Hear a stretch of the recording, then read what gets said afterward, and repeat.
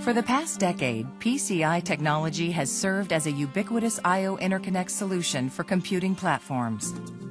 First introduced in 1992, PCI is based on a parallel bus model with initial connectivity of 32 parallel signals operating at 33 MHz. In order to scale performance with computing requirements, the industry has either increased the number of signals or increased the signal frequency. After a decade of improvements, however, the parallel PCI model is reaching its limits, making further performance enhancements expensive, less reliable, and more complex while restricting design flexibility in delivering PCI connectivity. Here we see the effects of signal skew versus clocking due to increased frequency. Increasing the number of signals further exacerbates clocking issues by augmenting the number of signals that must be synchronized with the common clock. A new alternative for I/O connectivity is required. PCI Express technology has been developed by the industry to address the needs for the next decade's computing and communications I/O requirements. Based on a serial model, clocking data at 2.5 GHz via two differentially signaled half-duplex lane pairs of wire, PCI Express technology addresses the fundamental issue of performance scaling by encoding clock and data into a single stream utilizing SerDes silicon. As a result, we are able to increase signaling speed significantly while dramatically reducing the number of signals.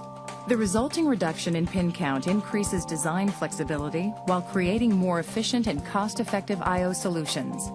PCI Express technology was designed to utilize the extensive industry investment in software development by featuring backward software compatibility with legacy PCI infrastructure.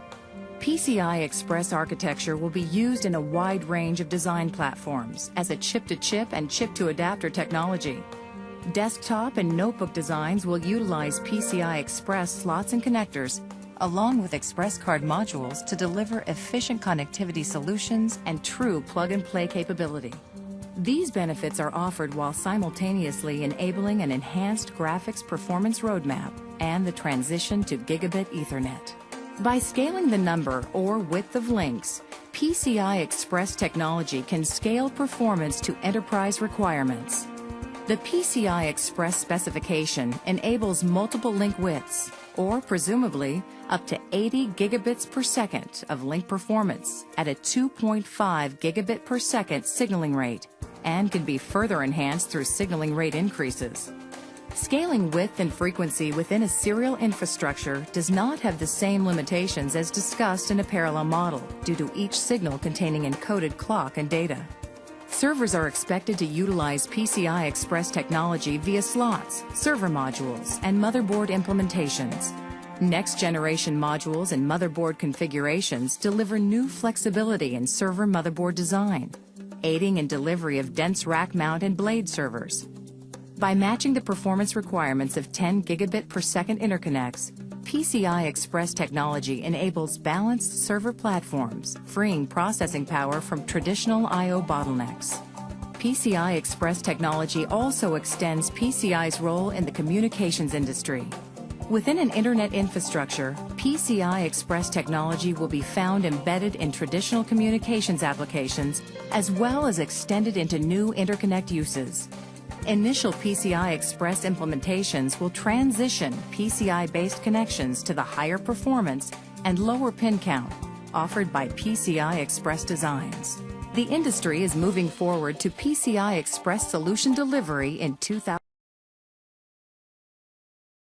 If you're working with a relatively new computer, then it most likely is using SATA connections to plug in the storage devices inside of that computer. Here's an example of one of those. This is a 256 gig solid state drive that is using SATA connections to be able to communicate. We'll look closer at what that might look like. SATA stands for Serial AT Attachment, that AT attachment being that older AT computer, one of the original style computers, and we've kept the terminology through the years. Although the original computers are well beyond us, we have this serial AT attachment to have some comparison back to the older parallel AT attachment, or PATA.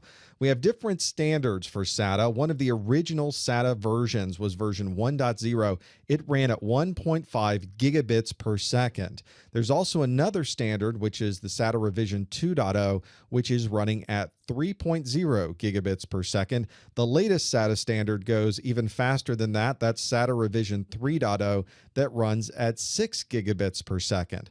One thing you have to watch for is occasionally you will see people abbreviate 3 gigabits per second as 3G. We can sometimes confuse 3G with third generation. That's not really the case. I've been very careful here to show you SATA revision 1, SATA revision 2, and SATA revision 3, and then the speeds of those being 1.5 gigabits per second, 3 gigabits per second, and 6 gigabits per second. So if you're looking at standards for SATA, make sure you don't confuse any of that terminology. It can become confusing when you're dealing with different versions and different speeds, but as long as you synchronize those up, you shouldn't have a problem.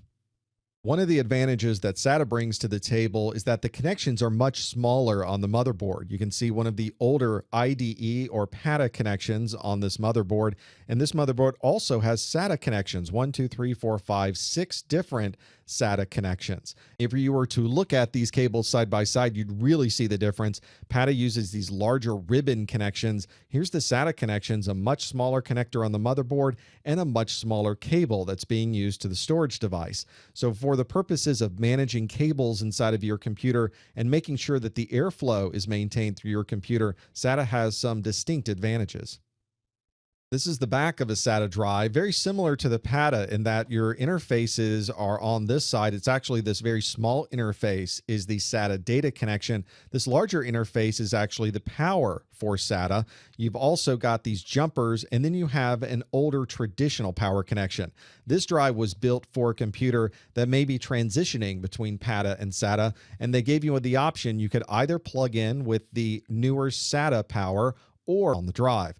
If you have an older power supply, then you would plug it in very much like this picture shows, where you still have the same data connection, but you would use this legacy Molex power connector to make sure the drive was operational.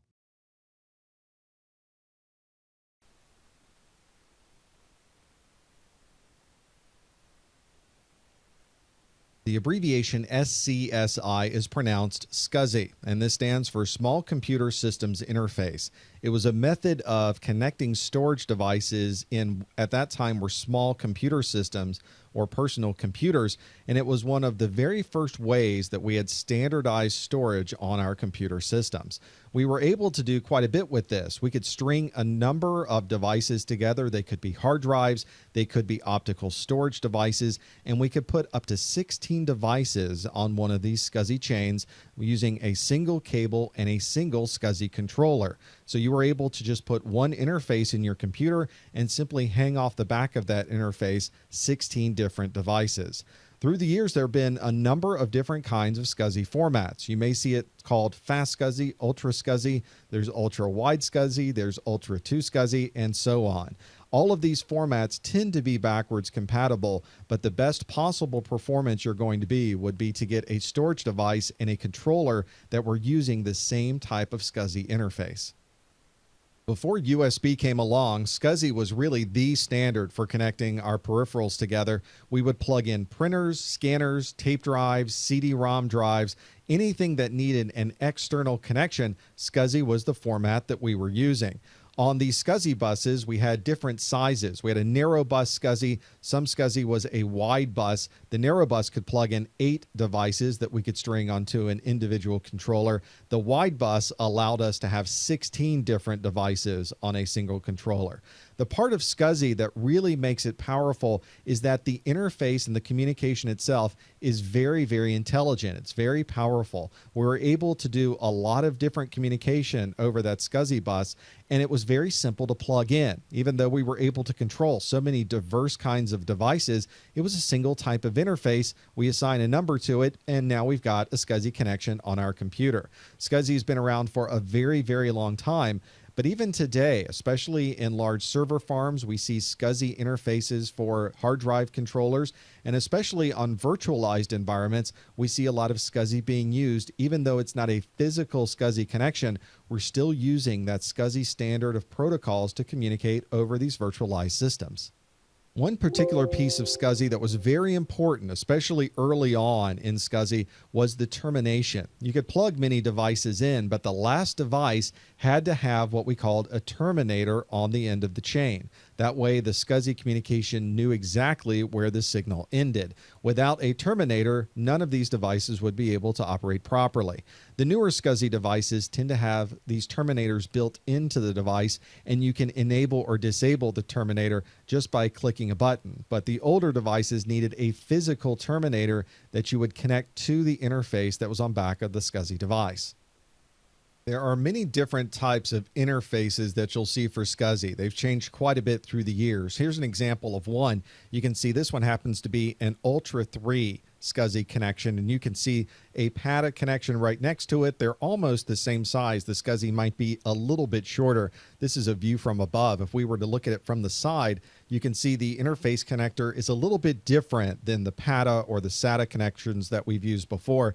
This SCSI connection has quite a number of pins associated with it. The cable that we would use to connect this would be something like this, where we would plug into the motherboard, and then there might be many different connections on that same cable where we could use all of these different SCSI devices and plug them all in at the same time. If we were to look closer, you can really see a lot of different pins being used. And on this particular SCSI connection, it was a higher bandwidth, so it needed a lot more pins to be able to communicate. But it may not be this type of connection that you would see with SCSI. Because they've changed so much through the years, you might see a DB25 connection that looks like a serial, or maybe even an older parallel connection. They all look very similar, but these are actually SCSI connections. You have to look very carefully to see the differences. Some connections are very clear that they're SCSI. This high density 50-pin connection has locks on the side of it that connect in. That's very, very exclusive to SCSI. And some of these higher density connections as well really make you see that very quickly that's a SCSI connection. There's nothing else that looks quite like those connectors. When you're physically connecting SCSI devices to the SCSI cable that you have, whether they are inside of a computer or outside of a computer, you have to give each one of them a completely unique number. This is called a SCSI ID. So on that single bus, on that single connection coming out of an interface of a computer, we would provide different IDs. For instance, if this was your boot disk, maybe we'll give that SCSI ID 0. If there's a floppy disk or a scanner or an optical device, we might assign that a number 2. If there's a CD-ROM, we might assign that with a SCSI ID of 3. There's also a concept within SCSI connections called a logical unit. So within each physical SCSI ID on that interface, you might have logical units inside of this. This was very common to see if you were plugging in an external SCSI storage device that had multiple hard drives inside of it. You would give the storage device itself a SCSI ID, and then there would be logical units assigned to the individual drives within that single physical device. You also see this quite a bit when you're working with virtualized systems. As I mentioned earlier, the signal that is at the very end of the SCSI bus has to be terminated. There might be a physical terminator, or it might be a termination functionality that's built into the hardware itself. If you ever see what we call SCSI attached devices that are serial attached SCSI, they don't have jumpers, they don't have terminators, they don't have settings. A lot of the more modern storage devices that we are plugging in over something called serial attached SCSI are completely automated in the way that they configure themselves on that SCSI bus. Here's an example of a legacy SCSI device. I think this is an optical device, but it could be a hard drive, it could be a scanner, it could be anything else. Generally, we see two different types of connectors on the back of the device. One of them generally is the connection going in. You can see it written on the back of the device, where we would plug in the in connection from our computer. If we had additional SCSI devices, we would use this out connection to keep the string going, to keep that daisy chain going throughout the connection. If this was the end of the line, if this really was the last device in this SCSI chain, this is where we would plug in the terminator. If this was a device that had the termination built in, there would probably be a connector on this device, or a button you could push to say this was the terminating place. And you can also see the SCSI ID number built right into this as well. There's little buttons that would allow you to change that SCSI ID. So when this device plugged in and communicated across the SCSI bus, everyone know that this device was SCSI ID number 6. Once you have everything plugged in, it looks a little like this, where you have a SCSI controller that might be ID 0. Here's SCSI ID 1. That's a hard disk. Here's another hard disk, and they're all chained together with different SCSI IDs. And at the end of the chain is a terminator. Usually these terminators even have a little light so you can see that they are active. Here's a picture of what a SCSI terminator might look like, so you can look at the back of your devices and see if you have one of those. That term daisy chain actually came from this idea of taking daisies and connecting them to each other, and you could wear them as bracelets or wear them on your head. And that same daisy chaining was how we came up with this idea of plugging in all of these devices one to the other to create that chain of devices. The back of the SCSI drive looks very similar to the back of any other hard drive. It's just using a very specialized SCSI connection on the back. Usually you have jumpers that can help you designate what the SCSI ID of this drive happens to be. And here's traditional power that you might find so that that drive can be powered up on the inside of your computer. If this was an external device, then you have external power. You usually have options for setting your SCSI IDs that we saw on the SCSI device earlier, and the interfaces for going in and out of that SCSI connection. The connection of the SCSI device on your motherboard looks very similar to PATA in that we've got a connection on the motherboard and multiple interfaces on SCSI.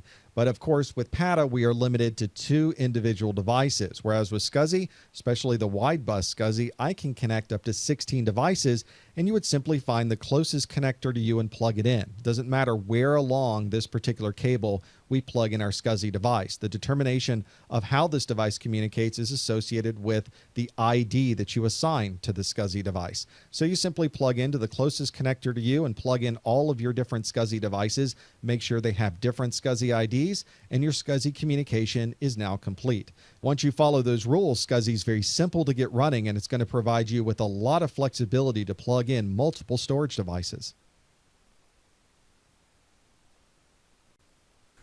Hi, my name is John Gulbranson, and I'm the president of International Test Instruments. In this presentation, I will talk about the history of PC buses from ISA to PCI Express.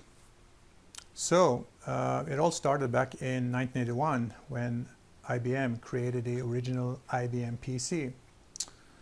That machine used a Intel 8088 CPU running at 4.77 megahertz, which resulted in the blazingly fast I/O bandwidth of 4 megabytes per second. The ISA standard, however, was created a few years later in 1984 when the PC-80, the improved PC, was created, which used the 8286 CPU. And that CPU uses a 16-bit data bus running at 8 megahertz for a total memory and I/O card bandwidth of 16 megabytes per second. There are 2 versions of the ISA card. The original 8-bit, which was used for the 8088 or original IBM PC. And you also have the 16-bit extended cards from the PC-80, which is technically only the ISA bus. The original one is not technically part of the ISA standard. Only the 16-bit one is actually spelled out in the standard, but commonly we call both of those card versions the ISA card. So depending on the actual CPU used, the 8088 or the 286, you can address either 1 meg or 16 meg of address range on the CPU bus, and therefore also on the I/O card. Both of these CPUs support 64K of address space. One of the problems, of course, is that the ISA bus is not very fast. It was an old design from 1980, essentially. And after about 10 years, when Windows came along and other GUI-based operating systems, the I/O bandwidth was not enough to support the advanced graphics cards that started to come along. So the graphic cards manufacturers came together and through their group, the VESA group, Video Electronic Standards Association, created a VL bus, or VESA local bus, which essentially was again a direct attachment of the graphics card and any other card, I/O card that you wanted to directly connect with high performance, and they connected it to the CPU memory bus again. And because the top of the line CPU at the time was the 486 CPU running at 33 megahertz, that was the bus standard for the VL local bus. And the problem, of course, with doing that is that they married it to the 486 CPU bus protocol, and when other CPUs came out, particularly the Pentium, it used a different bus protocol, and the VL bus was no longer an option. It simply didn't work.